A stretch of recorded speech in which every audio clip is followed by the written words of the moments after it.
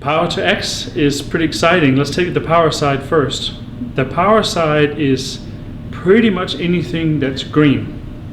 It can be biomass, and that could come from manure to methane gas, which is basically your natural gas, but it just comes directly from the source. It could be different kinds of biomaterials used in gasification, etc. Wind, as we talked about, solar, storage, and then it's the various different ways of storing that. Do you store it as hydrogen? Because power to X, if you use hydrogen and then burn it and use it in industry for heat or whatever, that's the X part.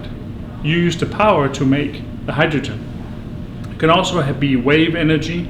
It can be ocean current energy, because if you think that air density is fairly high on land, imagine what the ocean, what the density of water is if you have an ocean current that you then can use and basically sink one of these bad boys under the ocean and use that, right? So there's a lot of different things. So the power coming in is basically a large area where you connect a lot of green power components, and then you sell it to industry that can use the heat, the gases, the power directly, you name it, to produce a certain product that then can be sold onto the market as produced using green power.